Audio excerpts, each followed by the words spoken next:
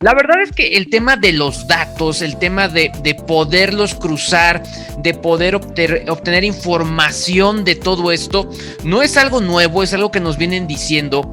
Pero ¿qué pasa cuando de pronto, sí, yo ya tengo mucha data de años, de hace muchos años, pero que no está bien estructurada? Y la verdad es que me llegó esta información y después de haber pues cubierto distintas fuentes, dije no, esto sí lo tengo que conocer mucho mejor. Me refiero a un estudio y sobre todo pues de una compañía que se dedica a todo esto y se refiere a la compañía Forest Rim, y está conmigo Isley Edmonds, él es el director operativo de esta compañía. Isley, ¿cómo estás? Bienvenido. Muy bien, muchas gracias, Luis. Oye, me llegó esta información, me la pasaron, estuve viendo y justo leí esa frase, dice, ahora puedes descubrir el potencial de sus datos no estructurados. Digamos que yo conozco obviamente el trabajo que hacen compañías como Oracle, como SAP, pero justo esto que decían, ¿no? O sea, ¿qué pasa cuando pues sí tengo todo un bagaje de información, pero que pues no tiene estructura, no tiene ni pies ni cabeza? ¿Qué sucede? Buena pregunta. El mundo de los datos no estructurados es bien complejo. Es algo que las empresas tiemblan cuando se acerca este asunto, porque la verdad es cierto, hay mucha tecnología en el mundo, pero es muy costoso la inversión, la infraestructura, la mantención de estos sistemas sofisticados para manejar datos no estructurados. Entonces, yo diría un punto positivo de esta pandemia ha sido que ha cerrado la brecha, ha acelerado la adopción de tecnología, ¿cierto? Entonces, claro. En la medida que una empresa esté más digitalizada, más data está produciendo, ¿cierto? Oye, ¿qué podemos entender, sobre todo para la gente que nos está viendo, que nos está escuchando? ¿Cómo entendemos esos datos no estructurados? Quizás los tenemos enfrente y, Dios mío, date cuenta, no lo estás viendo. Ok, voy a intentar de explicar esto de forma amigable, ¿no? O sea, en el mundo de datos existen dos tipos, ¿ok? Existe data estructurado, que sería una transacción. Por ejemplo, claro. voy al banco, hago una reserva de un hotel, un pasaje aéreo. Es una transacción. Los datos allí son estructurados. Claro. Pero lamentablemente las transacciones representan solamente entre 10 y 20%, o sea, de datos, los datos en el mundo son estructurados, ¿ok? Claro. Y ese 90 a 80 son datos no estructurados, ¿ok? ¿Qué significa eso? Dentro del mundo de no estructurado tenemos dos tipos. Tenemos texto y analog. Claro. Analog sería más bien como de Internet claro. of Things, pero para efectos de negocio, el texto es muy valioso. Y el cerebro detrás de esta tecnología, que es una tecnología novedosa, okay. no existe. El cerebro detrás es Bill Inman, y Bill Inman es el fundador de Data Warehouse, un concepto que creó hace más de 30 años ya, que recién en los últimos 5, diría en Latinoamérica, realmente ha agarrado vuelo. O sea, las empresas grandes saben, no pueden existir. Como dijo Bill, el Data Warehouse no es una tecnología, es okay. una arquitectura. Es una arquitectura tan fundamental como el arco era a los romanos. Entonces,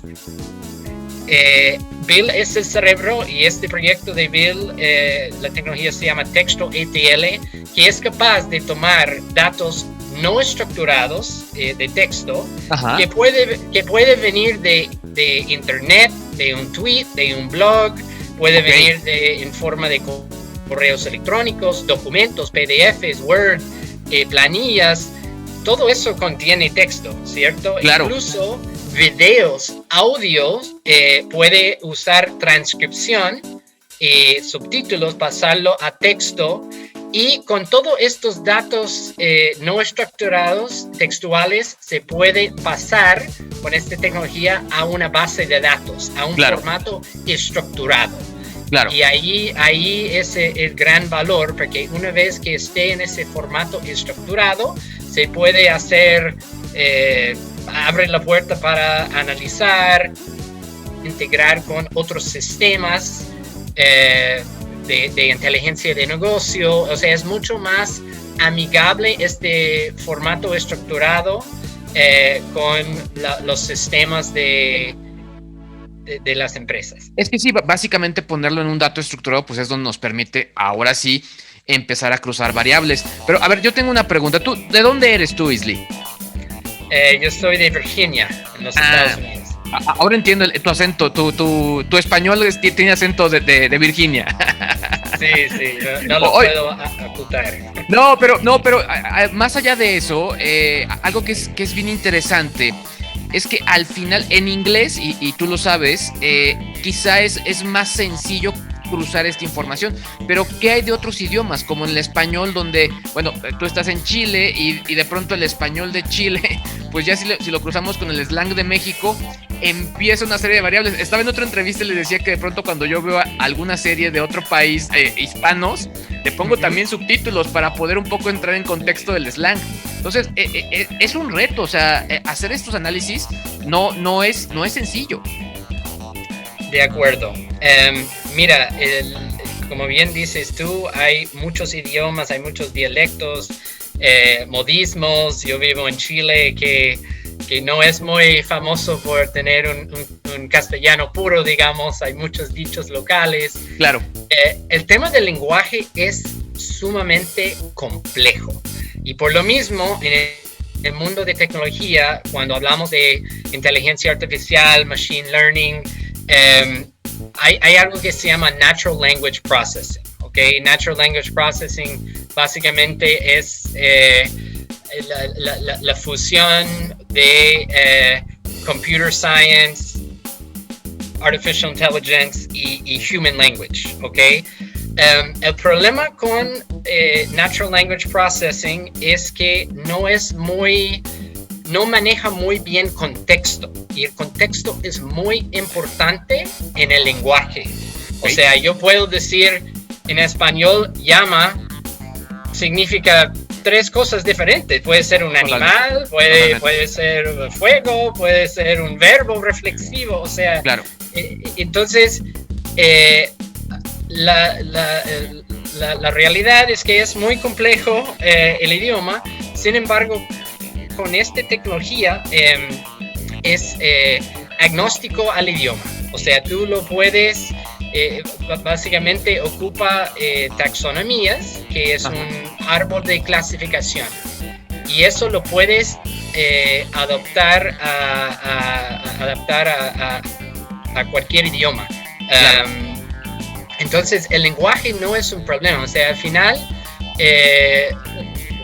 tú tienes que entrenar una computadora, ¿ok? Claro.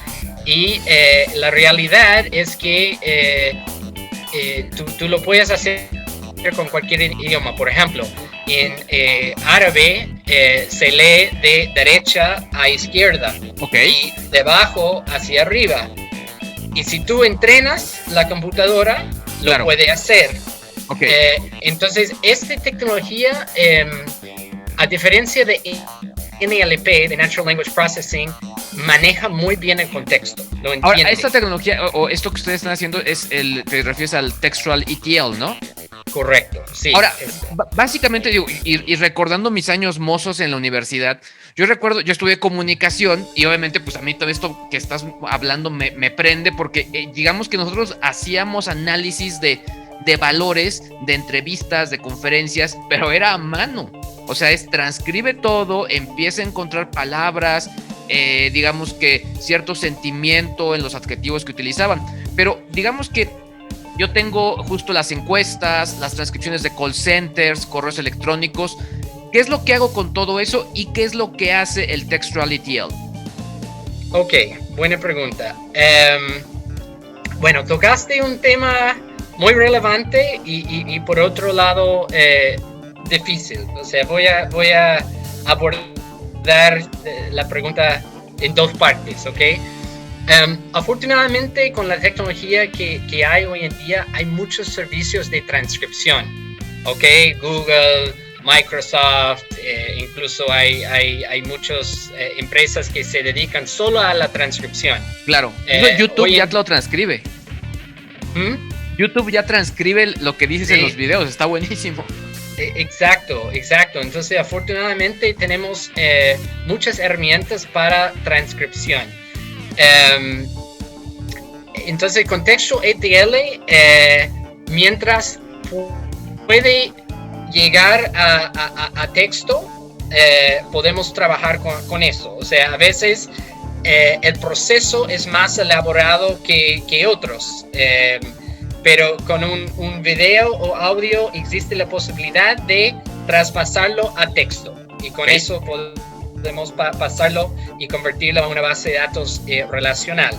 Ahora, el tema de no sé si habrá una solución algún día, pero apuntes a mano, lamentablemente todos esos apuntes que tomaste no puede hacer mucho.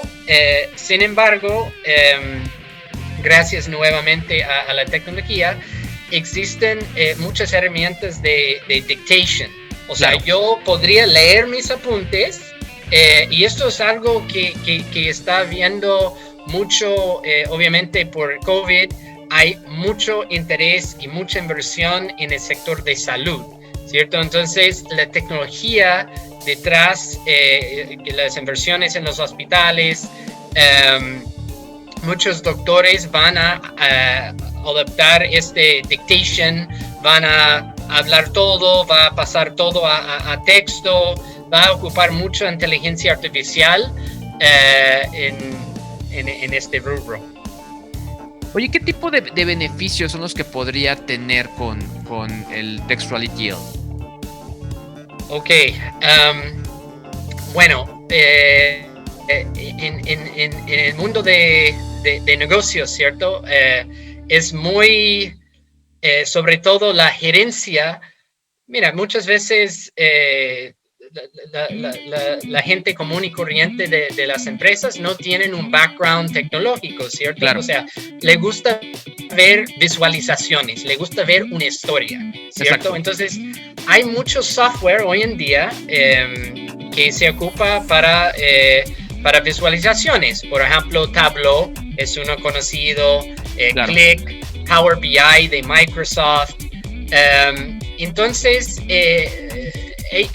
la gerencia, ellos agregan tremendo valor a las empresas porque pueden hablar con sus colegas, pueden demostrar una historia a través de un gráfico. Ahora, la limitación de este software es que solo es compatible con datos estructurados. Entonces, ¿qué hace Textual ATL? Agranda la torta. O sea, hoy en día, si una empresa está ocupando solamente 10 o hasta 20% de su data, porque solo pueden manejar lo que es estructurado o transaccional, ahora pueden agrandar la torta mucho más, porque pueden tomar todos sus datos no estructurados, reducirlos a texto y ahora incorporar ese data en la toma de decisiones, que antes quedó descartado, botado, no hubo forma de apalancarlo. Sí, digamos que estoy viendo una de la información que ustedes me mandaron y dice aquí cuál es el secreto de Textual ATL y hablan un poco el tema de pues generar etiquetas de texto, pues palabras que se están repitiendo quizá en alguna de la información. Estamos hablando también de la generación de pues todo este tema de la ontología del lenguaje, la taxonomía que tiene que ver obviamente con la clasificación de palabras. Estamos hablando sobre todo cuando tenemos temas de call center, o sea que podríamos tener quizás sentimientos repetidos en la gente que va adquiriendo un producto o servicio para poder generar obviamente pues qué tan a favor están de algo que estamos haciendo, ¿no? O sea, creo que son como estos elementos que antes o se han generado como termómetros, ¿no? De qué tan en rojo, qué tan en verde estamos, pero que como tú bien mencionas, era algo que no teníamos. Exacto. O sea, esto abre una puerta gigante de oportunidades porque de nuevo, o sea, sí, análisis de sentimiento no es algo nuevo. Sí, no. Hay tecnología que lo hace, pero primero es muy costoso y no es tan robusto ni completo como TextualETL. Ahora, ¿qué tan costoso es TextualETL hablando de eso? ¿Y qué tanto cuesta implementarlo? Y me refiero, quizás no es que tanto cuesta implementarlo, sino más bien qué tanto tiempo lleva implementarlo. Buena pregunta. Mira, básicamente hay dos modelos de adquirirlo, ¿no? O sea, uno es tratarlo como un servicio, una necesidad puntual. Por ejemplo, mira, nosotros tenemos un repositorio de 100 miles de llamadas grabadas del call center, ¿cierto? Y queremos pasar esa información a ForestRIM para analizarlo. O sea, que genere un reporte con la base de datos, con el análisis de sentimientos, ¿cierto? Entonces, eso es un modelo, un proyecto puntual. Claro. Después, sí, existe una forma más permanente, ¿no? Que sería en la nube o on-prem. Si es que hay empresas que le gusta mantener todo in-house y claro, no usan o no tienen la infraestructura habilitada para la nube, prefieren hacerlo. Pero mira, el tema es que como este es un mercado virgen, esto es todo nuevo, ¿no? Solo sabemos que un sistema como Watson de IBM, que sería quizás la máquina más sofisticada que existe, claro, pero su fundación es NLP. Entonces, de nuevo, no hay nada mal de NLP, solamente es que hay que ver TextualETL como el próximo nodo en la evolución de texto, porque, de nuevo, entiende el contexto. Entonces, más allá de poder decir en un call center, ok, 70% de las llamadas son con sentimiento negativo y 30% positivo, te va a decir y te va a clasificar o segmentar el porqué detrás de los sentimientos. Y eso es algo revolucionario, o sea, poder saber por qué el cliente canceló su suscripción, por qué lo hizo.